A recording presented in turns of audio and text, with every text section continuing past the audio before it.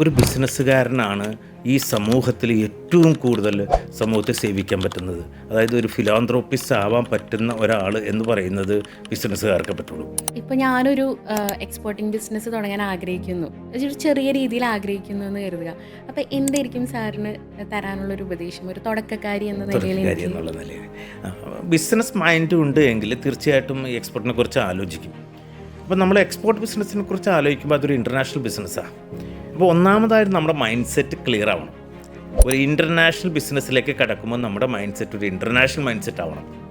അത് ഭയങ്കര ഇമ്പോർട്ടൻ്റ് ആയിട്ടുള്ള കാര്യമാണ്. വേറൊരാൾ ബിസിനസ് ചെയ്യുന്നു അല്ലെങ്കിൽ ഞാൻ ചെയ്യുന്നു അതുകൊണ്ട് നിങ്ങൾ ചെയ്യുന്നു എന്നുള്ള ബിസിനസ് അല്ല വേണ്ടത്. നിങ്ങൾ ഇൻ്റർനാഷണൽ മൈൻഡ് സെറ്റ് എന്ന് പറഞ്ഞാൽ എല്ലാ രാജ്യങ്ങളിലും നമ്മൾ ഏത് പ്രോഡക്റ്റാണോ അയക്കുന്നത് ആ പ്രോഡക്റ്റിന് ഓരോ സ്റ്റാൻഡേർഡ് ഫിക്സ് ചെയ്തിട്ടുണ്ട്. അത് ആ രാജ്യത്തിൻ്റെ റിക്വയർമെൻറ്റാണ്.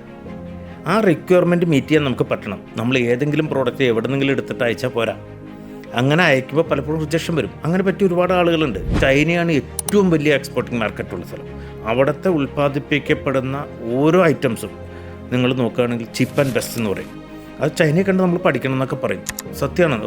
ഇപ്പോൾ ചൈന എക്സിബിഷൻസൊക്കെ നടക്കുന്നുണ്ട്. അവിടെയൊക്കെ ഇവിടെ പല ബിസിനസ്സുകാരും പോയിട്ട് വന്നിട്ട് ആദ്യം പോയി വരുന്നവരൊക്കെ പറയുന്നത് ഇതിന് മുമ്പേ പോകേണ്ടതായിരുന്നു.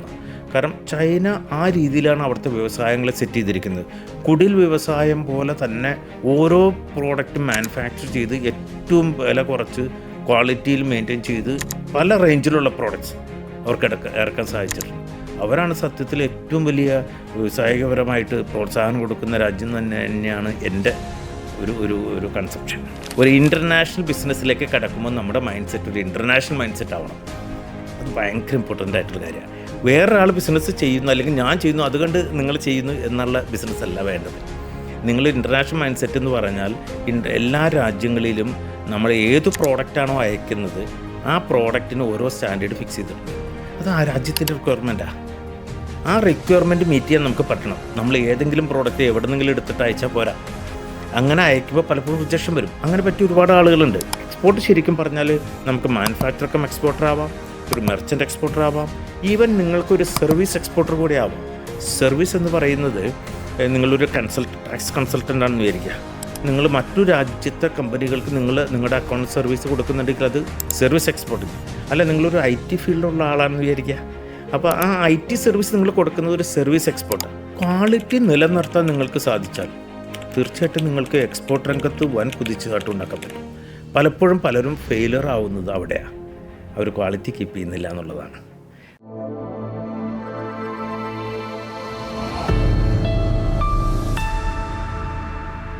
ഇന്ന് നമ്മുടെ കൂടെയുള്ളത് എക്സ്പോർട്ട് കൺസൾട്ടൻറ്റ്, ബിസിനസ് കോച്ച്, അതിലുപരി ഒരു ബിസിനസ്സുകാരനും കൂടിയായ ഡോക്ടർ ഷാജഹാനാണ്. Welcome sir. Thank you. Sir ഒരു ബിസിനസ്സുകാരനാണല്ലോ. അപ്പോൾ നമ്മുടെ കുട്ടിക്കാലത്ത് നമ്മളോട് ടീച്ചേഴ്സൊക്കെ ഇങ്ങനെ ചോദിക്കും വലുതാകുമ്പോൾ ആരാകണം എന്നാണ് ആഗ്രഹം എന്നൊക്കെ. അപ്പോൾ നമ്മൾ പറയും ഡോക്ടർ ആവണം, എഞ്ചിനീയർ ആവണം, അങ്ങനെയൊക്കെ പറയും. ഈവൻ നമ്മുടെ പാരൻസ് ആണെങ്കിൽ കൂടെ നമ്മളോട് പറയുന്നത് വലുതാകുമ്പോൾ ഒരു ഡോക്ടർ ആവണം അല്ലെങ്കിൽ വക്കീലാവണം എന്നൊക്കെയാണ്. ഒരു ബിസിനസ്സുകാരനാകണം അല്ലെങ്കിൽ ബിസിനസ്സുകാരി ആകണം എന്ന് ആരും പറയാറില്ല. അതെന്താണ്? നമ്മുടെ സമൂഹത്തിൽ ഒരു ബിസിനസ്സുകാരനാവാനുള്ള പ്രോത്സാഹനം കിട്ടുന്നില്ലേ? ശരിക്കും പറഞ്ഞാൽ നല്ലൊരു ചോദ്യമാണ് അത് ചോദിച്ചത്. കാരണം ഇപ്പോൾ എൻ്റെ ചെറുപ്പം മുതലാണെങ്കിലും ഇപ്പോഴാണെങ്കിലും സ്കൂൾ ലെവലിലെ കോളേജുകളിലൊക്കെ കുട്ടികളെ ഒരു ബിസിനസ്സുകാരനാക്കുന്ന ലെവലിലേക്ക് ചിന്തിപ്പിക്കുന്ന ഒരു എഡ്യൂക്കേഷൻ കൊടുക്കുന്നില്ല എന്നുള്ളത് സത്യം തന്നെയാണ്.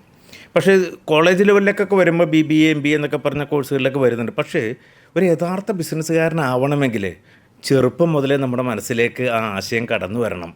വിദേശ രാജ്യങ്ങളിലൊക്കെ നോക്കുകയാണെങ്കിൽ കുട്ടികളെ സ്കൂൾ ലെവൽ മുതൽ ഇതിനെക്കുറിച്ചുള്ള കോച്ചിങ്, അതായത് ആ കുട്ടിക്ക് ഏതിനോടാണോ താല്പര്യം ആ താല്പര്യത്തിലേക്ക് കൊണ്ടുവരാനുള്ള ഒരു തരത്തിലുള്ള കോച്ചിങ്ങാണ് ചെറുപ്പം കാലം മുതലേ കൊടുക്കുന്നത്. സത്യത്തിൽ ഇവിടെ സ്കൂൾ ലെവലിലൊക്കെ അങ്ങനെയുള്ള എഡ്യൂക്കേഷൻ വരേണ്ടത് അത്യാവശ്യമാണ്. കാരണം എല്ലാവരും ഡോക്ടേഴ്സും എല്ലാവരും എൻജിനീയേഴ്സും ആയിക്കഴിഞ്ഞാൽ ഈ നാട് പുരോഗതിക്ക് വരില്ല എന്നുള്ള സത്യം തന്നെയാണ്. നമ്മുടെ രാജ്യം നിലനിൽക്കണമെങ്കിൽ ഇവിടെ ബിസിനസ്സുകാരുടെ എണ്ണം കൂടിയേ തീരൂ. നമുക്കിവിടുത്തെ ഡാറ്റ എടുത്ത് പരിശോധിച്ചാൽ അറിയാൻ പറ്റും. അപ്പോൾ അതുകൊണ്ട് സ്കൂൾ ലെവലിൽ ചെറുപ്പം മുതൽ കുട്ടികളെ ഇതുകൂടി ബോധവൽക്കരിക്കുന്നത് വളരെ നല്ലതാണ്. അപ്പോൾ സാറ് എന്താണ് ചിന്തിക്കുന്നത്? എന്തുകൊണ്ടായിരിക്കും ആളുകൾ ഇതിലേക്ക് ഒരു പ്രോത്സാഹനം കൊടുക്കാത്തത്? ഒരു റീസൺ ഉണ്ടായിരിക്കില്ലേ? ഭയമാണോ, അല്ലെങ്കിൽ സക്സസ് ആവില്ല എന്നുള്ളൊരു ധാരണയാണോ? സത്യത്തിൽ അതിനെക്കുറിച്ചുള്ള അവയർനെസ് ഇല്ലായ്മ തന്നെയാണ് ഇതിനകത്ത് കുട്ടികളങ്ങനെ ചിന്തിപ്പിക്കാത്തത്. പക്ഷേ ഇപ്പോൾ കുറേശ്ശെ ചേഞ്ചസ് വന്നു തുടങ്ങിയിട്ടുണ്ട് കേട്ടോ. നമ്മുടെ സ്കൂളിലെ കുട്ടികൾക്കൊക്കെ ചേഞ്ചസ് വന്നു തുടങ്ങിയിട്ടുണ്ട്. കാരണം ബിസിനസ്സിലേക്ക് വരുമ്പോൾ ബിസിനസ് സക്സസ് ആയില്ലെങ്കിൽ അതിൻ്റെ പൈസ പോകും. അത് വീട്ടിൽ നിന്ന് തന്നെ ആദ്യത്തെ ഒരു സ്റ്റോപ്പ് വരും. ഈവൻ ഇപ്പോൾ വലിയ ആളുകൾ വരെ പഠിത്തം കഴിഞ്ഞിട്ട് ബിസിനസ്സിലേക്ക് കിടക്കാമെന്ന് പറയുമ്പോൾ ആദ്യത്തെ എതിർപ്പ് വരുന്നത് വീട്ടിൽ നിന്നായിരിക്കും. ഒന്നൊന്നും പോകണ്ട എന്നുള്ള ഒരു ഇതാണ് ആളുകൾക്ക് കിട്ടുന്നത്. പക്ഷേ സത്യത്തിൽ നമ്മൾ ശരിക്കും പഠിച്ചു കഴിഞ്ഞാൽ ഒരു ബിസിനസ്സുകാരനാണ് ഈ സമൂഹത്തിൽ ഏറ്റവും കൂടുതൽ സമൂഹത്തെ സേവിക്കാൻ പറ്റുന്നത്. അതായത് ഒരു ഫിലാന്ത്രോപ്പിസ്റ്റ് ആവാൻ പറ്റുന്ന ഒരാൾ എന്ന് പറയുന്നത് ബിസിനസ്സുകാർക്ക് പറ്റുള്ളൂ. അപ്പോൾ അതുകൊണ്ട് തന്നെ വിദ്യാഭ്യാസത്തിനോടൊപ്പം തന്നെ ഈ ബിസിനസ് ലെവലിലേക്കുള്ള ചിന്ത വളർന്നു വരികയും അവരെ ബിസിനസ്സിലേക്ക് കടക്കുന്നു എന്ന് പറഞ്ഞാൽ ഒരിക്കലും വിദ്യാഭ്യാസം വേണ്ടെന്നല്ല എൻ്റെ അർത്ഥം. വിദ്യാഭ്യാസത്തിൻ്റെ ഒപ്പം തന്നെ ബിസിനസ്സിലേക്ക് കടന്നു വരുമ്പോൾ അവന് നല്ലൊരു ബിസിനസ്സുകാരനായിട്ട് ഭാവിയിൽ വരാനും ഇന്ത്യയുടെ പുരോഗതിയിൽ അവന് നല്ലൊരു പാർട്ടായിട്ട് മാറാനും സാധിക്കും. അത് തന്നെയാണ് നമ്മൾ ഇവിടുത്തെ നിലവിലുള്ള ബിസിനസ്സുകാരെ ആരെ പരിശോധിച്ചാലും നമുക്ക് കാണാൻ പറ്റുക. അവരൊക്കെ വളർന്നു വലുതായി ബിസിനസ് വന്ന് നമ്മുടെ ഭാരതത്തിൻ്റെ ഒരു ഉയർച്ചയുടെ പാർട്ട് വൻ ബിസിനസ്സുകാർ തന്നെയാണെന്നുള്ള കാര്യത്തിൽ സംശയമില്ല. സാറിന് എങ്ങനെയാണ് ഒരു ആദ്യ ചുവട് ബിസിനസ്സിലേക്ക് എടുത്തു വെച്ചപ്പോൾ കിട്ടിയ ഒരു പ്രോത്സാഹനം ഫാമിലിയിൽ നിന്നും അല്ലെങ്കിൽ പരിചയക്കാരിൽ നിന്നൊക്കെ എങ്ങനെയായിരുന്നു? സത്യത്തിൽ ഞാനൊരു ബിസിനസ് ഫാമിലിയിൽ നിന്ന് വന്ന ആളല്ല. എൻ്റെ ഫാദറും മദറൊക്കെ ടീച്ചറായിരുന്നു. എൻ്റെ കുടുംബത്തിൽ മിക്കവാറും എല്ലാവരും തന്നെ എംപ്ലോയിഡ് ആണ്. ഞാനൊരു പ്രത്യേക സാഹചര്യത്തിൽ ബിസിനസ് രംഗത്തേക്ക് കടന്നു വന്ന ആളാണ്. ഞാൻ വിദേശ രാജ്യങ്ങളിലായിരുന്നു, പല രാജ്യങ്ങളിലുമായിരുന്നു. ഒരു വീട്ടിലെ ഒരു പ്രത്യേക ഫാദറിന് സുഖമില്ല എന്നുള്ള അവസ്ഥ വന്നപ്പോൾ തിരിച്ചു വരികയും അപ്പോൾ എനിക്ക് ജോലിക്ക് പോകാൻ പറ്റാത്തൊരവസ്ഥ വന്നപ്പോൾ എന്തുവിടെ ചെയ്യാമെന്ന് ആലോചിച്ചു. എൻ്റെ എല്ലാ ഫ്രണ്ട്സും പല ഫ്രണ്ട്സും ബിസിനസ്സുകാരാണ്. അവരുടെ കൂടെ പതുക്കെ ബിസിനസ്സിലേക്ക് കടക്കാൻ ചൂട് വെച്ചു. കാരണം വീട്ടിൽ വരേണ്ട ഫ്രീ ടൈം കിട്ടേണ്ടതുണ്ട്. അതുകൊണ്ട് അങ്ങനെയാണ് ഞാൻ ബിസിനസ്സിലേക്ക് വരികയും അങ്ങനെ ഞാൻ എൻ്റെ പ്രീവിയസ് വിദേശ എബ്രോഡിലുള്ള മറ്റേ ജോലി എന്നൊക്കെ പറഞ്ഞാൽ ഫുഡ് റിലേറ്റഡ് ബിസിനസ്സായിരുന്നു.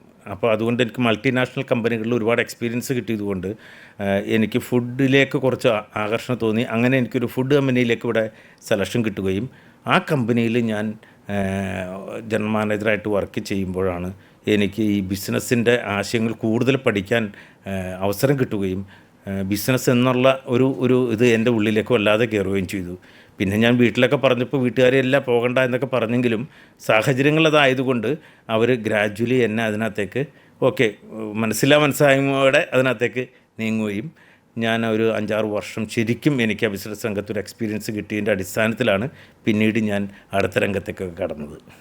അപ്പോൾ ഒരുപാട് ബിസിനസ്സുകളെക്കുറിച്ച് സാറിനൊരു ധാരണയുണ്ടല്ലോ. എന്തുകൊണ്ടാണ് ഈ എക്സ്പോർട്ടിംഗ് ബിസിനസ്സിലേക്ക് കടന്നു വരാനുണ്ടായൊരു സാഹചര്യം? അതിൻ്റെ ഒന്നാമത്തെ സാഹചര്യം ഞാനിവിടെ ഡൊമസ്റ്റിക് ബിസിനസ് ചെയ്തിരുന്നു. ഇനിഷ്യൽ തുടക്കം എൻ്റെ ഡൊമസ്റ്റിക് ബിസിനസ് ആയിരുന്നു. പക്ഷേ ഇവിടുത്തെ ബിസിനസ് രംഗത്തിൻ്റെ ഒരു ഉയർച്ചയും താഴ്ചയും നോക്കുമ്പോൾ നമുക്ക് പ്രെഡിക്റ്റ് ചെയ്യാൻ പറ്റാത്തൊരവസ്ഥകൾ പലപ്പോഴും വന്നു. അങ്ങനെ വന്നപ്പോൾ ഞാൻ പിന്നീട് ഒരു ഫുഡ് ഇൻഡസ്ട്രിയിലേക്ക് കടന്നല്ലോ. ആ ഇൻഡസ്ട്രിയിൽ നിന്ന് മുഴുവൻ ഐറ്റംസും നോർമലി നമ്മൾ വീട്ടിൽ കഴിക്കുന്ന എല്ലാ ഐറ്റംസും ഉണ്ടാക്കിയിട്ട് അമേരിക്കയിലേക്ക് കയറ്റുമതി ചെയ്യുന്നൊരു കമ്പനിയായിരുന്നു. അപ്പോൾ അതേക്കുറിച്ച് എനിക്ക് പഠിക്കാൻ അവസരം വന്നപ്പോൾ ഒരു ഇൻ്റർനാഷണൽ ബിസിനസ് അഥവാ എക്സ്പോർട്ട് ബിസിനസ് എന്നുള്ളത് ഭയങ്കര പ്രോഫിറ്റബിൾ ബിസിനസ്സാണ്.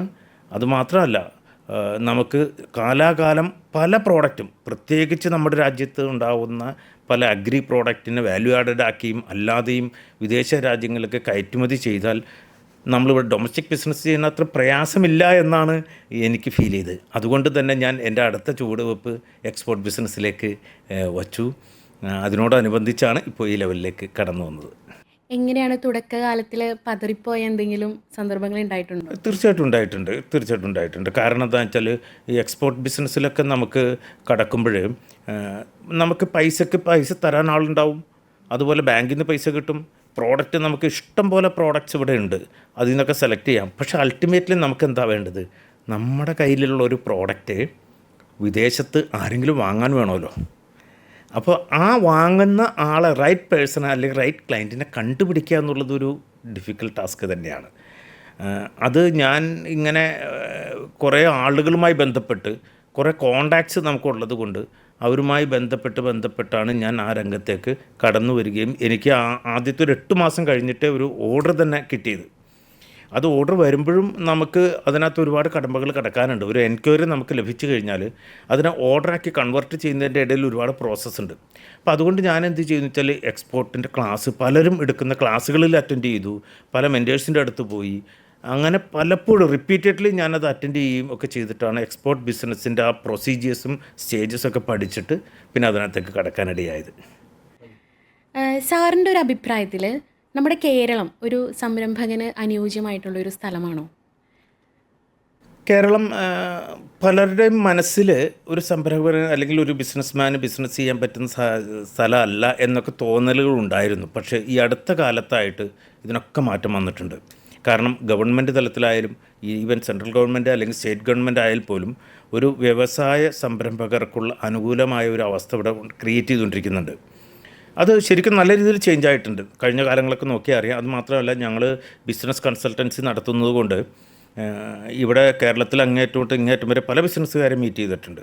അപ്പോഴൊക്കെ ഗവൺമെൻറ് തലത്തിലുള്ള സപ്പോർട്ടുകളൊക്കെ വളരെ നല്ല രീതിയിൽ വ്യവസായികൾക്ക്, പ്രത്യേകിച്ച് പുതിയതായിട്ട് വ്യവസായം തുടങ്ങുന്നവർക്ക് ഗവൺമെൻറ് ചെയ്തു കൊടുക്കുന്നുണ്ട്.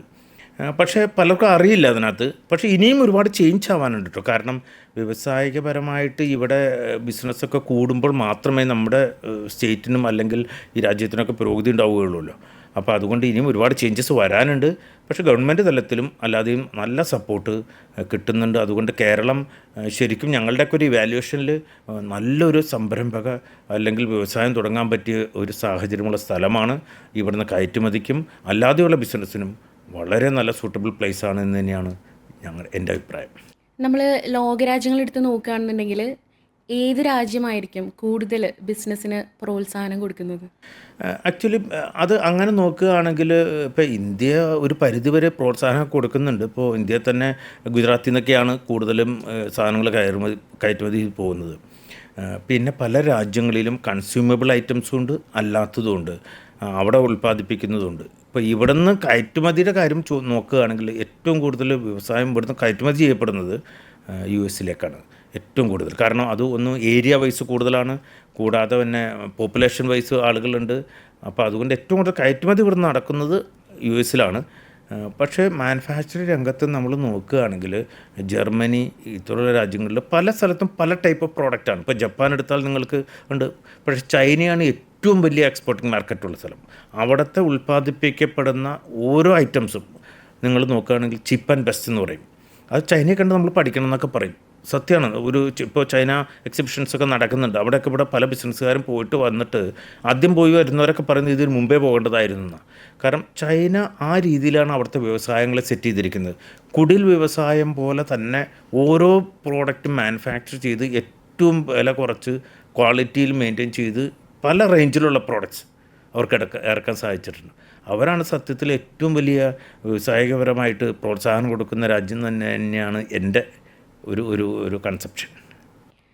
നമ്മളിപ്പോൾ ഇന്ത്യയിൽ തന്നെ ഇപ്പോൾ ഒരു സാധാരണ ബിസിനസ് ചെയ്യുന്നതും ഒരു എക്സ്പോർട്ട് ചെയ്യുന്നതും തമ്മിലുള്ള ആ ഒരു ബെനിഫിറ്റ്സ് എന്തൊക്കെയായിരിക്കും? ഒരു എക്സ്പോർട്ട് ബിസിനസ്സിലേക്ക് കിടക്കുമ്പോൾ എന്തെങ്കിലും ഒരു എക്സ്ട്രാ ബെനിഫിറ്റ്സ് നമുക്ക് കിട്ടുന്നുണ്ടോ? തീർച്ചയായിട്ടും. അത് സത്യത്തിൽ നമ്മുടെ ഇവിടെ ഉള്ളവർക്ക് അറിയില്ല. കാരണം എന്ന് വെച്ചാൽ ഇവിടെ കൂടുതൽ പേരും ഒരുപാട് നല്ല ബിസിനസ്സുകാരുണ്ട്. ഇവിടെ ചെറുപ്പക്കാർ മുതൽ വലിയ ആളുകൾ വരെ ഡൊമസ്റ്റിക് ബിസിനസ് നടത്തുന്നവരുണ്ട്. ഡൊമസ്റ്റിക് ബിസിനസ് എന്ന് പറയുമ്പോൾ ഇൻസൈഡ് ദ കൺട്രി നടത്തുന്ന ട്രേഡാണ് ഡൊമസ്റ്റിക് ബിസിനസ്. പക്ഷേ എക്സ്പോർട്ട് എന്ന് കേൾക്കുമ്പോൾ ഒരുപാട് പേർക്ക് പേടിയുണ്ട്.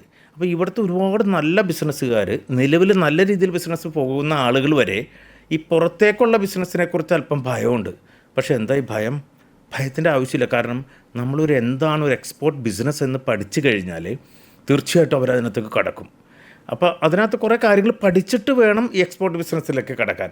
അതിൻ്റെ ബെനിഫിറ്റ് എന്താണെന്ന് ചോദിച്ചു കഴിഞ്ഞാൽ തീർച്ചയായിട്ടും നമ്മുടെ രാജ്യത്ത് ഇമ്പോർട്ടാണ് കൂടുതൽ നടക്കുന്നത്. ഇന്ത്യയിൽ എക്സ്പോർട്ട് കുറവാണ്. ഇവിടെ ഇമ്പോർട്ടിന് പകരം എക്സ്പോർട്ട് കൂടേണ്ടതുണ്ട്. സത്യത്തിൽ അതിനുള്ള എല്ലാ സാഹചര്യങ്ങളും ഇവിടെ ഉണ്ടെങ്കിലും ആളുകൾക്ക് എക്സ്പോർട്ടിനെ കുറിച്ചുള്ള അവയർനെസ് ഇല്ലായ്മയാണ് ഇതിനകത്തേക്ക് കടന്നു വരാൻ ആളുകൾ മടി കാണിക്കുന്നത്. അതിനു വേണ്ടിയിട്ടാണ് ഞങ്ങൾ പല ക്ലാസ്സുകളും ഞങ്ങൾ എക്സ്പോർട്ടേഴ്സിനെ പ്രൊമോട്ട് ചെയ്യുന്നുള്ള പല സപ്പോർട്ടും ചെയ്യുന്നുണ്ട്.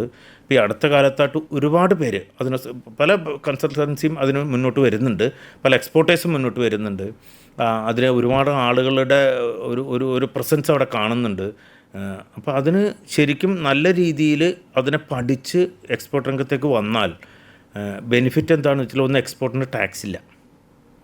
രണ്ട്, ഇവിടെ നമ്മൾ എക്സ്പോർട്ടിന് ഒരു പർച്ചേസ് ചെയ്യുന്ന ഐറ്റത്തിന് നമുക്ക് ടാക്സ് റീഫണ്ട് കിട്ടും. രണ്ട്, ഗവൺമെൻറ് തലത്തിൽ നിങ്ങൾ ഏത് കൊമഡിറ്റി ആണ് എക്സ്പോർട്ട് ചെയ്യുന്നത് അതിന് ഇൻസെൻറ്റീവ് എക്സ്ട്രാ ഗവൺമെൻറ് ഇങ്ങോട്ട് തരും. പിന്നെ നിങ്ങൾക്ക് കസ്റ്റംസ് ഡ്യൂട്ടി നിങ്ങൾക്ക് കിട്ടും. അങ്ങനെ ഇൻസെൻറ്റീവ്സ് ഒരുപാട് ഓഫേഴ്സ് ശരിക്കും പറഞ്ഞാൽ ഗവൺമെൻറ് തലത്തിലുണ്ട്. ഇനി നിങ്ങൾക്കൊരു മാനുഫാക്ചറിങ് എക്സ്പോർട്ട് ചെയ്യാനായിട്ട് ഒരു മാനുഫാക്ചറിങ് യൂണിറ്റ് തുടങ്ങുന്നത് അതിന് സബ്സിഡി ലെവലിലുള്ള ലോൺസ്, അതുപോലെ തന്നെ ബാങ്ക് ലെവലിൽ നിന്ന് നിങ്ങൾക്ക് EPC എക്സ്പോർട്ട് പാക്കിംഗ് ക്രെഡിറ്റ് എന്ന് പറഞ്ഞ സംഭവം വെറും ചെറിയ പെർസെൻറ്റേജ് ഓഫ് ഇൻട്രസ്റ്റ്.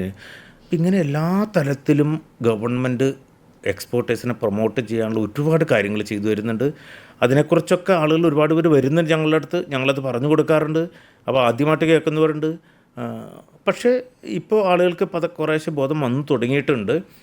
അതുകൊണ്ട് ഇവിടുത്തെ പല ഡൊമസ്റ്റിക് ബിസിനസ്സുകാരും എക്സ്പോർട്ടിലേക്ക് കടക്കാനായിട്ട് ആഗ്രഹിക്കുന്നുണ്ട്. അങ്ങനെയുള്ളവർക്ക് ഏത് സർവീസും ഞങ്ങൾ പ്രൊവൈഡ് ചെയ്യുന്നതാണ്. അവരെ കൈപിടിച്ച് എക്സ്പോർട്ടറാക്കുക എന്നുള്ളതാണ് ഞങ്ങളുടെ ലക്ഷ്യം. അതുകൊണ്ട് ഗവൺമെൻറ് തലത്തിൽ ഒരുപാട് ഇൻസെൻറ്റീവ്സും സ്കീമും സപ്പോർട്ടും ഒക്കെ കൊടുക്കുന്നുണ്ട്. അതൊരു വലിയ ബെനിഫിറ്റ് തന്നെയാണ് എക്സ്പോർട്ടേഴ്സിന് പിടിച്ചെടുക്കാൻ. ഇപ്പോൾ ഞാനൊരു എക്സ്പോർട്ടിംഗ് ബിസിനസ് തുടങ്ങാൻ ആഗ്രഹിക്കുന്നു, ഒരു ചെറിയ രീതിയിൽ ആഗ്രഹിക്കുന്നു എന്ന് കരുതുക. അപ്പോൾ എന്തായിരിക്കും സാറിന് തരാനുള്ളൊരു ഉപദേശം ഒരു തുടക്കക്കാരി എന്ന നിലയിൽ? എന്നുള്ള നിലയിൽ ബിസിനസ് മൈൻഡ് ഉണ്ട് എങ്കിൽ തീർച്ചയായിട്ടും ഈ എക്സ്പോർട്ടിനെ കുറിച്ച് ആലോചിക്കും. അപ്പോൾ നമ്മൾ എക്സ്പോർട്ട് ബിസിനസ്സിനെ കുറിച്ച് ആലോചിക്കുമ്പോൾ അതൊരു ഇൻ്റർനാഷണൽ ബിസിനസ്സാണ്. അപ്പോൾ ഒന്നാമതായിട്ട് നമ്മുടെ മൈൻഡ് സെറ്റ് ക്ലിയർ ആവണം. ഒരു ഇൻ്റർനാഷണൽ ബിസിനസ്സിലേക്ക് കിടക്കുമ്പോൾ നമ്മുടെ മൈൻഡ് സെറ്റ് ഒരു ഇൻ്റർനാഷണൽ മൈൻഡ് സെറ്റ് ആവണം. അത് ഭയങ്കര ഇമ്പോർട്ടൻ്റ് ആയിട്ടുള്ള കാര്യമാണ്. വേറൊരാൾ ബിസിനസ് ചെയ്യുന്നു അല്ലെങ്കിൽ ഞാൻ ചെയ്യുന്നു അതുകൊണ്ട് നിങ്ങൾ ചെയ്യുന്നു എന്നുള്ള ബിസിനസ് അല്ല വേണ്ടത്. നിങ്ങൾ ഇൻ്റർനാഷണൽ മൈൻഡ് സെറ്റ് എന്ന് പറഞ്ഞാൽ എല്ലാ രാജ്യങ്ങളിലും നമ്മൾ ഏത് പ്രോഡക്റ്റാണോ അയക്കുന്നത് ആ പ്രോഡക്റ്റിന് ഓരോ സ്റ്റാൻഡേർഡ് ഫിക്സ് ചെയ്തിട്ടുണ്ട്. അത് ആ രാജ്യത്തിൻ്റെ റിക്വയർമെൻറ്റാണ്. ആ റിക്വയർമെൻറ്റ് മീറ്റ് ചെയ്യാൻ നമുക്ക് പറ്റണം. നമ്മൾ ഏതെങ്കിലും പ്രോഡക്റ്റ് എവിടെ നിന്നെങ്കിലും എടുത്തിട്ട് അയച്ചാൽ പോരാ. അങ്ങനെ അയക്കുമ്പോൾ പലപ്പോഴും റിജക്ഷൻ വരും. അങ്ങനെ പറ്റിയ ഒരുപാട് ആളുകളുണ്ട്. അപ്പോൾ അതുകൊണ്ട് നിങ്ങളുടെ മൈൻഡ് സെറ്റ് ആദ്യം ക്ലിയർ ആക്കണം. ഞാനൊരു ഇൻ്റർനാഷണൽ ബിസിനസ്സിലേക്ക് കിടക്കുകയാണ്, അതുകൊണ്ട് എൻ്റെ മനസ്സ് ഇൻ്റർനാഷണൽ ആയിരിക്കണം, അതേക്കുറിച്ച് ഞാൻ പഠിക്കണം, അതനുസരിച്ച് വേണം നിങ്ങൾ ഇറങ്ങാൻ. എന്നിട്ട് നിങ്ങളൊരു മാർക്കറ്റ് സ്റ്റഡി നടത്തണം. ഞാൻ ഏത് രാജ്യത്തേക്കാണ് ആദ്യം ഞാൻ ഫോക്കസ് ചെയ്യേണ്ടത്, അല്ലെങ്കിൽ ഏത് പ്രോഡക്റ്റാണ് ഞാൻ ഫോക്കസ് ചെയ്യേണ്ടത്, അതിന് നിങ്ങളൊരു സ്റ്റഡി നടത്തി കുറച്ച് പ്രോഡക്റ്റ് സെലക്ട് ചെയ്ത് വെക്കണം. അല്ലാതെ നിങ്ങൾ A to Z ചെയ്യാമെന്ന് പറഞ്ഞ ഒരു എക്സ്പോർട്ട് ബിസിനസ്സിലേക്ക് കിടക്കരുത്. കുറച്ച് പ്രോഡക്റ്റ് നിങ്ങൾ സെലക്ട് ചെയ്തിട്ട് അതിന് ഏറ്റവും കൂടുതൽ കൺസംഷൻ വരുന്ന ഏത് രാജ്യത്താണ്, അതിനകത്തേക്ക് എനിക്കങ്ങനെ കടക്കാം എന്ന് തീരുമാനിച്ചുകൊണ്ട് നിങ്ങൾ എന്ത് ചെയ്യണം, അത് ഒരു കൺസൾട്ടൻറ്റോ അല്ലെങ്കിൽ ഒരു മെൻറ്ററായിട്ട് സംസാരിക്കുക. എനിക്കിങ്ങനെ ആശയങ്ങളുണ്ട്, അപ്പം നിങ്ങളുടെ ആശയം അവിടെ അവർ പറയാൻ സാധിക്കണം. അല്ലാതെ ഒരു കൺസൾട്ടൻ്റെ അടുത്ത് ചെന്നിട്ട് എനിക്ക് ഏതാ ചെയ്യാൻ പറ്റുകയെന്നല്ല ശരിക്കും ചോദിക്കേണ്ടത്. എൻ്റെ മനസ്സിൽ ഇങ്ങനെയൊക്കെ ഒരു ഐഡിയ ഉണ്ട്, ആ ഐഡിയ എനിക്ക് എങ്ങനെ ഒരു എക്സ്പോർട്ട് ബിസിനസ്സിലേക്ക് കടത്തിക്കൊണ്ടുവരാം, എങ്ങനെ ചെയ്യാം, ഏറ്റവും കുറഞ്ഞ എമൗണ്ടിലാണെങ്കിൽ അങ്ങനെ, അല്ലെങ്കിൽ എങ്ങനെയാണ്. ഇപ്പോൾ എക്സ്പോർട്ട് ശരിക്കും പറഞ്ഞാൽ നമുക്ക് മാനുഫാക്ചർ കം എക്സ്പോർട്ടർ ആവാം, ഒരു മെർച്ചൻ്റ് എക്സ്പോർട്ടർ ആവാം, ഈവൻ നിങ്ങൾക്കൊരു സർവീസ് എക്സ്പോർട്ടർ കൂടെ ആവാം. സർവീസ് എന്ന് പറയുന്നത് നിങ്ങളൊരു ടാക്സ് കൺസൾട്ടൻ്റ് ആണെന്ന് വിചാരിക്കുക. നിങ്ങൾ മറ്റു രാജ്യത്തെ കമ്പനികൾക്ക് നിങ്ങളുടെ അക്കൗണ്ട് സർവീസ് കൊടുക്കുന്നുണ്ടെങ്കിൽ അത് സർവീസ് എക്സ്പോർട്ടിങ്. അല്ല, നിങ്ങളൊരു IT ഫീൽഡിലുള്ള ആളാണെന്ന് വിചാരിക്കുക. അപ്പോൾ ആ IT സർവീസ് നിങ്ങൾ കൊടുക്കുന്നത് ഒരു സർവീസ് എക്സ്പോർട്ടാണ്. അപ്പോൾ സർവീസ് എക്സ്പോർട്ടുണ്ട്, മെർച്ചൻ്റ് എക്സ്പോർട്ടുണ്ട്, മാനുഫാക്ചർ കം എക്സ്പോർട്ടുണ്ട്. ഒരു പുതിയ തുടക്കക്കാരൻ എന്നുള്ള നിലയിൽ നിങ്ങൾക്ക് മെർച്ചൻ്റ് എക്സ്പോർട്ടർ ആവുന്നതായിരിക്കും എപ്പോഴും നല്ലത്. കാരണം നിങ്ങൾക്ക് മാനുഫാക്ചറിങ് യൂണിറ്റ് വേണമെന്നില്ല. നിങ്ങൾക്ക് ആരെങ്കിലും മാനുഫാക്ചർ ചെയ്യുന്ന ക്വാളിറ്റി പ്രോഡക്റ്റ് എടുത്തിട്ട് നിങ്ങളുടെ കമ്പനി മുഖേന നിങ്ങൾക്ക് ബയേഴ്സ് ഉണ്ട് എങ്കിൽ അങ്ങോട്ടേക്ക് എക്സ്പോർട്ട് ചെയ്യാം ചെറുതായിട്ട്. അതും പല രീതിയിലും ചെയ്യാം. നമുക്ക് ചെറിയ ലെവലിലും ചെയ്യാം, വലിയ ലെവലിലും ചെയ്യാം. അത് ഡിപ്പെൻസ് ഓൺ നിങ്ങളുടെ ക്യാപിറ്റലിൻ്റെ അടിസ്ഥാനത്തിൽ നിങ്ങൾക്ക് അങ്ങനെ ഓരോ രാജ്യങ്ങളിലേക്കും ഏതാണെന്ന് നോക്കിയാൽ അതനുസരിച്ച് ചെയ്യാം. അപ്പോൾ ചെറിയ രീതിയിൽ phase 1, phase 2, phase 3 മാനറിൽ നിങ്ങൾ ആ ബിസിനസ്സിലേക്ക് പഠിച്ചിട്ട് കിടക്കുകയാണെങ്കിൽ തീർച്ചയായിട്ടും നിങ്ങൾക്ക് എക്സ്പോർട്ടർ ആവാം, ഏതൊരാൾക്കും ആവാൻ പറ്റും എന്നുള്ളതനുസരിച്ച് നമ്മുടെ മൈൻഡ് സെറ്റ് മാത്രം മാറ്റിയതിനകത്ത്. ഇപ്പോൾ നമ്മൾ പ്രൊഡക്ട്സ് എടുത്ത് നോക്കുകയാണെന്നുണ്ടെങ്കിൽ ഏതൊക്കെ പ്രൊഡക്റ്റ് ആയിരിക്കും കൂടുതൽ എക്സ്പോർട്ടിംഗ് ബിസിനസ്സിന് ഒരു അനുയോജ്യമായിട്ടുള്ളതാണ്? ഇപ്പോൾ നമ്മുടെ നാട്ടിൽ നിന്ന് ശരിക്കും പറഞ്ഞാൽ നമ്മുടെ വീട്ടിലുണ്ടാക്കുന്ന ഉപ്പ് തൊട്ട് കർപ്പൂരം വരെ എക്സ്പോർട്ട് ചെയ്യുന്നുണ്ടെന്ന് പറഞ്ഞാൽ വിശ്വസിക്കുമെന്ന് എനിക്കറിയില്ല. ഈവൻ മൺചട്ടി എക്സ്പോർട്ട് ചെയ്യുന്നുണ്ട്, അച്ചാർ വീട്ടിലുണ്ടാക്കാൻ പറ്റുന്ന സാധനം എക്സ്പോർട്ട് ചെയ്യുന്നുണ്ട്, സ്പൈസസ് എക്സ്പോർട്ട് ചെയ്യുന്നുണ്ട്, അരി, ഫ്രൂട്ട്സ്, വെജിറ്റബിൾസ്. കൂടാതെ ഞാൻ പലപ്പോഴും ഇത്ര നാളത്തെ എക്സ്പീരിയൻസിൽ ഞാൻ കണ്ടിട്ടുണ്ട് ചക്ക എക്സ്പോർട്ട് ചെയ്യുന്ന കണ്ടിട്ടുണ്ട്. ഈ ചക്ക എക്സ്പോർട്ട് ചെയ്യുന്നതിൽ കൂടുതൽ വാല്യൂ ആഡഡ് പ്രോഡക്റ്റാക്കി എക്സ്പോർട്ട് ചെയ്യുന്നു. ചക്ക കട്ട്ലറ്റ് ഒരിക്കൽ ഞങ്ങൾ ഓസ്ട്രേലിയയിലേക്ക് എക്സ്പോർട്ട് ചെയ്തപ്പോൾ ചക്ക കട്ട്ലറ്റ് ഉണ്ടാക്കി എക്സ്പോർട്ട് ചെയ്തപ്പോൾ പിന്നെ വന്ന ഓർഡർ ഹ്യൂജ് ഓർഡറാണ്. ശരിക്കും നമുക്ക് കൊടുക്കാൻ പറ്റാത്തൊരു ഓർഡർ വരെ വന്നിരുന്നു. അപ്പോൾ അത് ചക്ക എന്നുള്ളത് ശരിക്കും പറഞ്ഞാൽ വിദേശ രാജ്യങ്ങളിൽ റീപ്ലേസ്മെൻറ്റ് ഓഫ് മീറ്റാണ്. മീറ്റിനെ റീപ്ലേസ് ചെയ്യുന്നൊരു ഫുഡായിട്ടാണ് ജാക്ക് ഫ്രൂട്ടിനെ എല്ലാവരും കാണുന്നത്. കാരണം ഈ ജാക്ക് ഫ്രൂട്ട് കൊണ്ടുണ്ടാക്കുന്ന വാല്യൂ ആഡഡ് പ്രോഡക്റ്റ് മീറ്റ് മസാലയും അല്ലെങ്കിൽ അങ്ങനെയുള്ള മസാലകൾ ചേർത്തിട്ട് ഉണ്ടാക്കി കഴിഞ്ഞാൽ കഴിച്ചു കഴിഞ്ഞാൽ ആരും പറയില്ല ഇത് ഇത് മറ്റേ മീറ്റ് കട്ട്ലറ്റ് അല്ല അല്ലെങ്കിൽ അത് ശരിക്കും പറഞ്ഞാൽ ഭയങ്കര പോപ്പുലറാണ്. പക്ഷേ ഇതൊക്കെ മാനുഫാക്ചർ ചെയ്യുന്ന ആ ക്വാളിറ്റി ലെവലിൽ തന്നെ മുന്നോട്ട് പോകണം. ഇഷ്ടം പോലെ പ്രോഡക്റ്റ് നിങ്ങൾക്ക് വീട്ടിൽ നിന്ന് ഇപ്പോൾ നിങ്ങളിവിടെ കണ്ടിട്ടുണ്ടാവും പിക്കിൾസ് അയക്കുന്ന ആളുകളെയൊക്കെ, അവരൊക്കെ സ്വന്തമായിട്ട് ഉണ്ടാക്കി അയക്കുന്നുണ്ട്. പക്ഷേ ക്വാളിറ്റി നിലനിർത്താൻ നിങ്ങൾക്ക് സാധിച്ചാൽ തീർച്ചയായിട്ടും നിങ്ങൾക്ക് എക്സ്പോർട്ട് രംഗത്ത് വൻ കുതിച്ചുചാട്ടം ഉണ്ടാക്കാൻ പറ്റും. പലപ്പോഴും പലരും ഫെയിലിയർ ആവുന്നത് അവിടെയാണ്, അവർ ക്വാളിറ്റി കീപ്പ് ചെയ്യുന്നില്ല എന്നുള്ളതാണ്. അപ്പോൾ അതുകൊണ്ട് ഏത് പ്രോഡക്റ്റ് നിങ്ങൾക്ക് ചെയ്യാം, ഇവിടെ ഒരുപാട് സ്കോപ്പുണ്ട്. അപ്പോൾ അതിനകത്ത് നിങ്ങൾക്ക് ചെയ്യാൻ പറ്റുന്ന കൺട്രി ഏതാണോ, ചാൻസസ് ഏതാണോ അത് നോക്കിയിട്ട് അവിടെ തുടങ്ങുക എന്നുള്ളതാണ് ആദ്യത്തെ തീരുമാനം. നമ്മളിപ്പോൾ ഒരു എക്സ്പോർട്ട് ബിസിനസ് സ്റ്റാർട്ട് ചെയ്യാൻ തീരുമാനിച്ചു. അപ്പോൾ നമുക്കൊരു നല്ല ബയറെ സെലക്ട് ചെയ്യണമല്ലോ.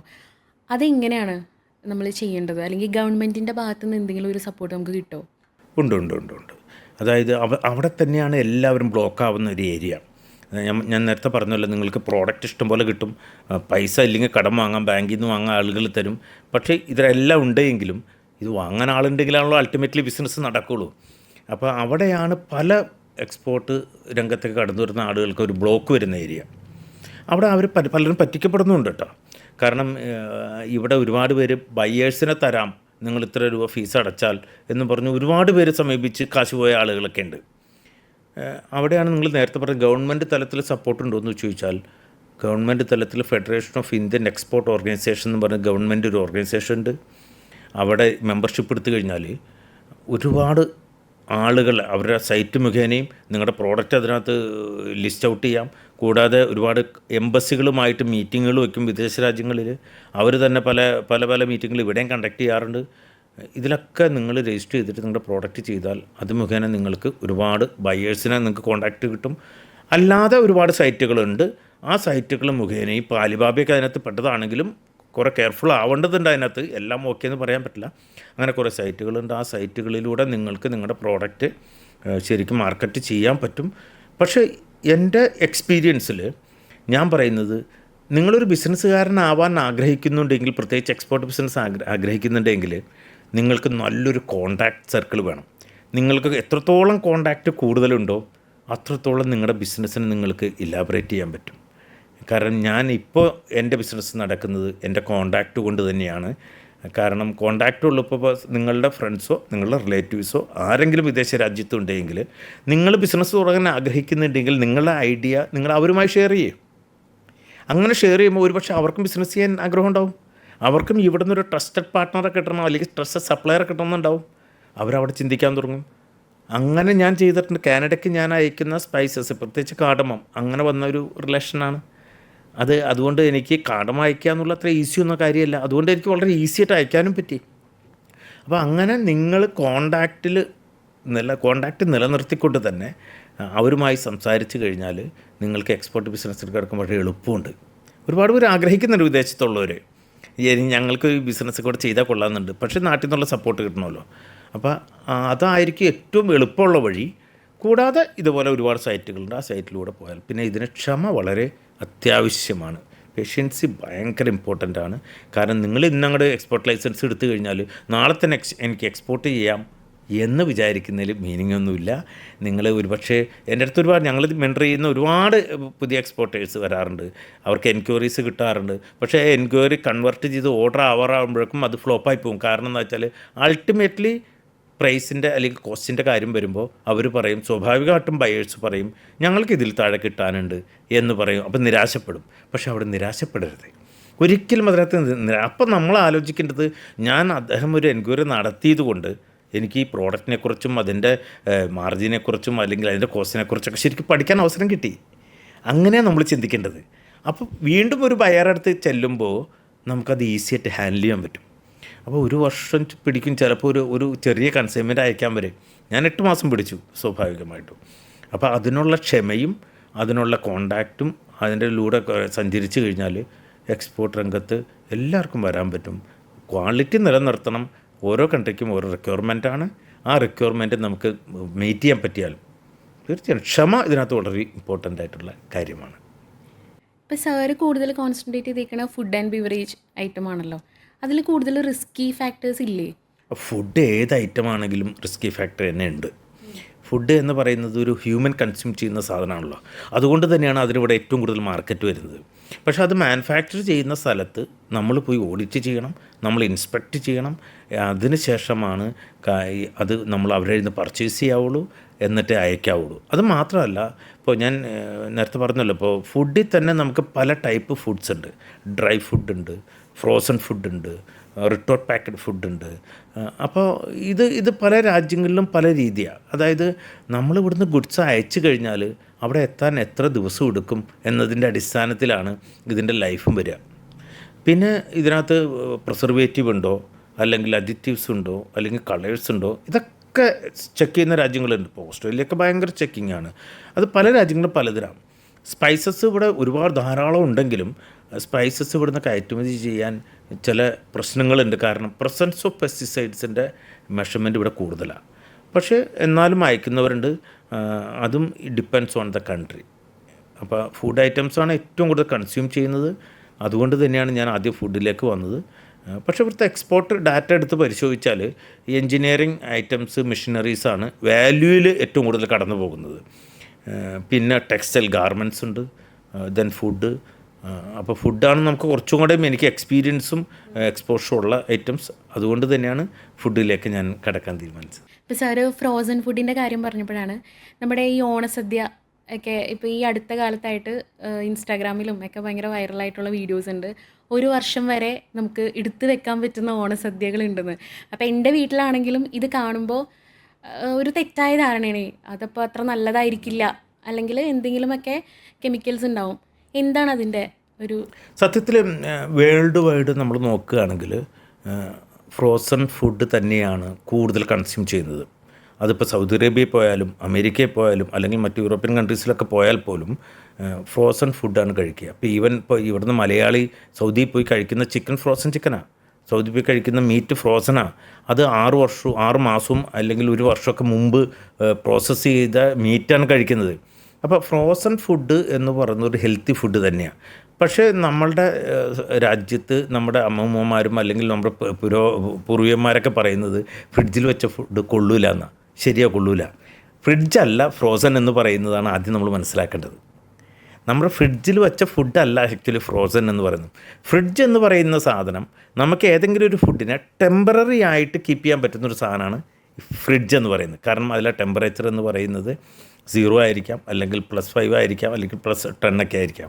അതല്ല ഫ്രോസൺ ഫുഡ് എന്ന് പറയുന്നത് അത് കീപ്പ് ചെയ്യുന്നത് തന്നെ -18 ഡിഗ്രിയില്ല, -18 ഡിഗ്രിയില്ല. പക്ഷേ -18 ഡിഗ്രിയിൽ കീപ്പ് ചെയ്യണമെങ്കിൽ തന്നെ അതിനു മുമ്പ് അതിനൊരു പ്രോസസ്സ് നടക്കുന്നുണ്ട്. അത് -40 എന്നുള്ള ഒരു പ്രോസസ്സിലേക്ക് കൊണ്ടുവന്നിട്ടാണ് -18ലേക്ക് കൊണ്ടുവരുന്നത്. അപ്പോൾ അതിന് ഫ്രോസൺ ഫുഡ് പ്രോസസ്സ് എന്ന് പറയുന്നത് വലിയൊരു പ്രോസസ്സാണ്.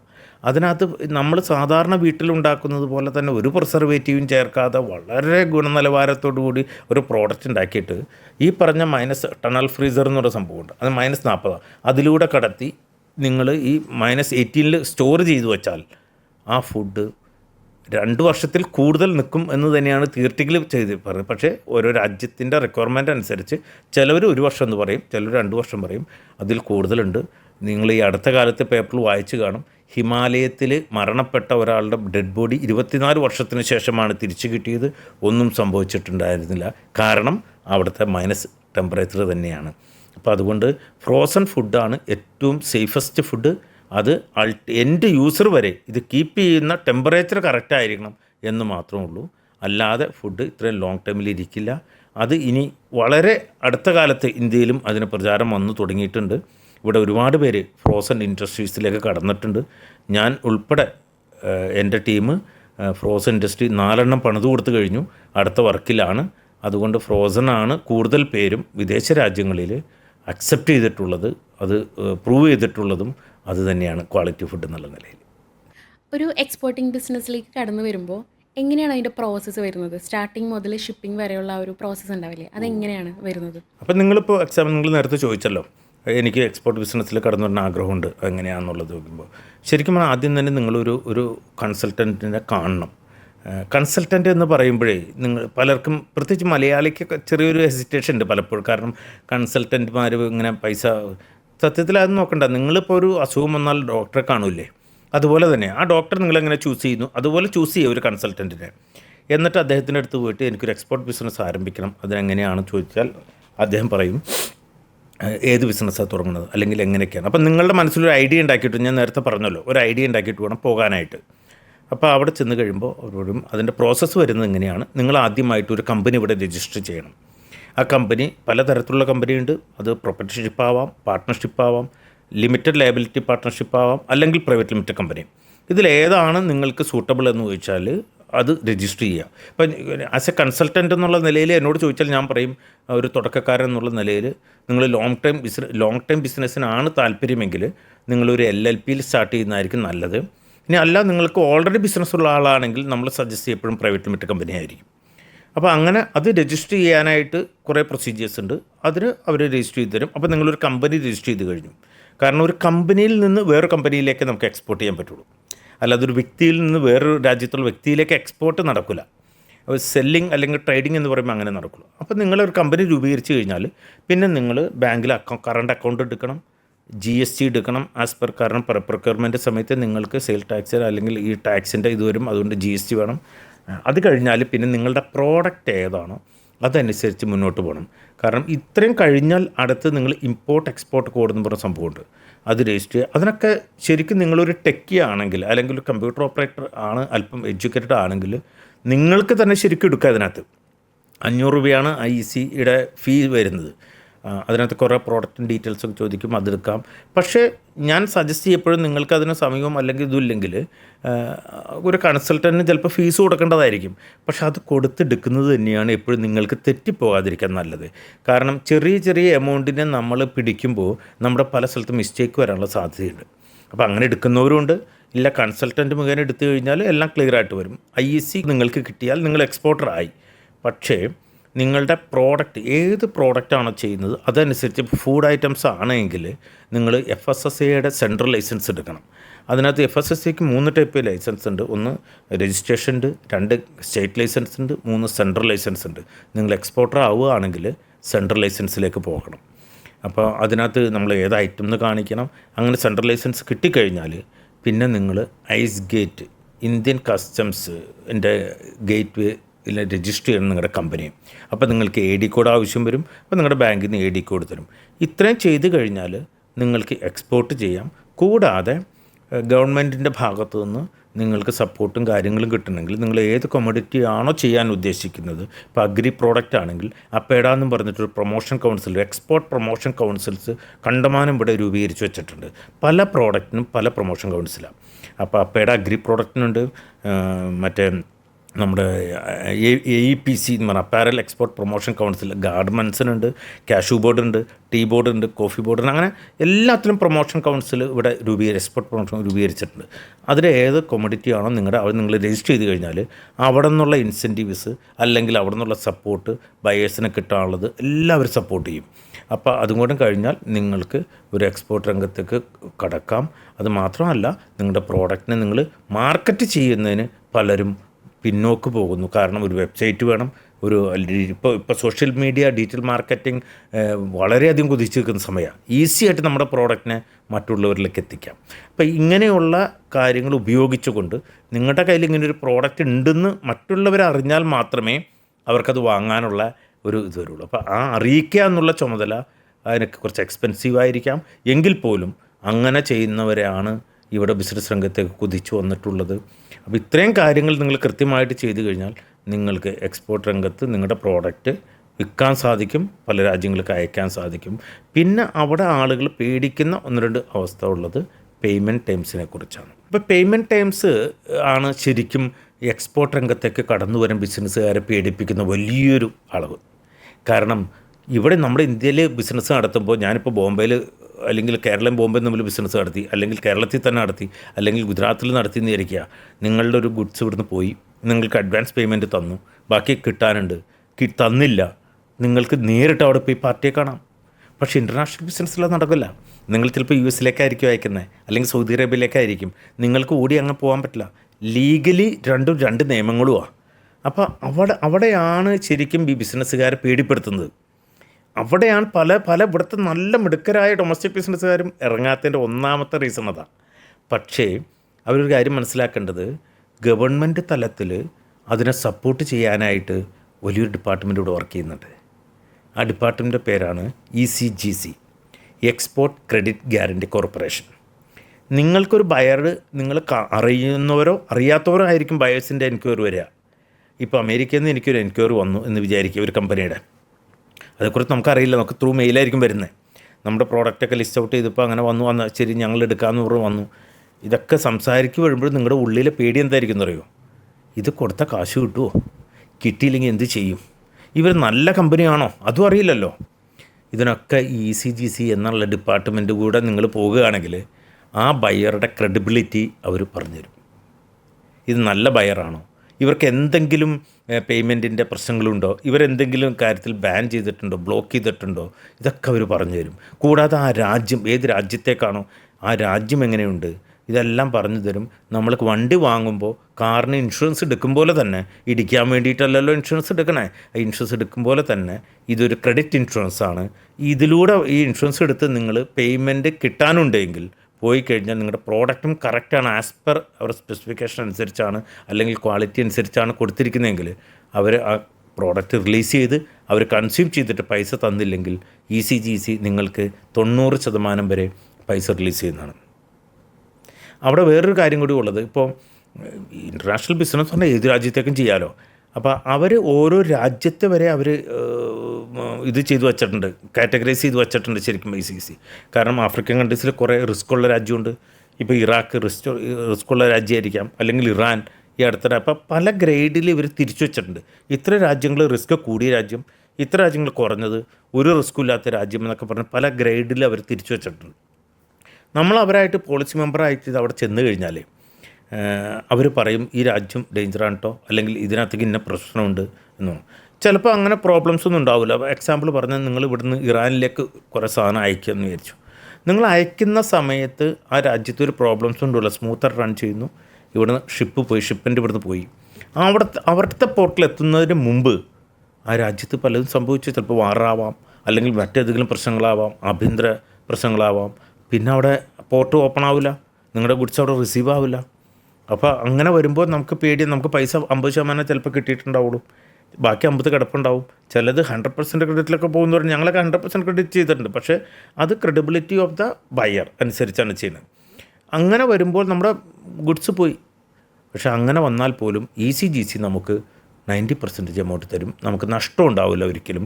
അങ്ങനെയുള്ള ഡിപ്പാർട്ട്മെൻറ്റും ഇവിടെയുണ്ട്. അതുകൊണ്ട് കടം കൊടുക്കാതെ ഇപ്പോൾ ബിസിനസ് നടക്കുന്നതിനെക്കുറിച്ച് ബുദ്ധിമുട്ടാണ്. മുൻകാലങ്ങളിൽ LC എന്നുള്ള ഒരു കൺസെപ്റ്റ് ഉണ്ടായിരുന്നു, ഇപ്പോഴും ഉണ്ട്, ഇല്ലായികയല്ല. പക്ഷേ എക്സ്പോർട്ടേഴ്സിൻ്റെ എണ്ണം കൂടിയപ്പോൾ ബയേഴ്സ് പറയാൻ തുടങ്ങി, അഡ്വാൻസ് തരാം, ബാക്കി ഇവിടെ റിസീവ് ചെയ്തിട്ട് തരാം എന്നുള്ള കൺസെപ്റ്റിലേക്ക് മാറി. അപ്പോൾ റിസ്ക് എടുത്തേ വെക്കൂ. ആ റിസ്കിനെ സപ്പോർട്ട് ചെയ്യാൻ എക്സ്പോർട്ടേഴ്സിന് ഗവൺമെൻറ് തലത്തിൽ ഇങ്ങനെ ഒരു ഡിപ്പാർട്ട്മെൻ്റ് ഉണ്ട്. അവർ വളരെ നല്ല രീതിയിൽ സപ്പോർട്ട് ചെയ്യുന്നുണ്ട്. ഞങ്ങളും പലപ്പോഴും ക്ലാസ് എടുക്കുമ്പോഴും അല്ലെങ്കിൽ എക്സ്പോർട്ടേഴ്സിനെ എതിർക്കുമ്പോൾ അവരും ഞങ്ങളുടെ കൂടെ സപ്പോർട്ട് ചെയ്ത് അവരെ ഈ പുതിയതായിട്ട് വരുന്നവരെ എഡ്യൂക്കേറ്റ് ചെയ്യാറുണ്ട്. അതുകൊണ്ട് പേയ്മെൻറ്റിൻ്റെ കാര്യത്തിലൊന്നും ഇപ്പോൾ പേടിക്കാനില്ല. പക്ഷേ എൻക്വയറി നടത്തുന്നത് എപ്പോഴും നല്ലത് തന്നെയാണ്.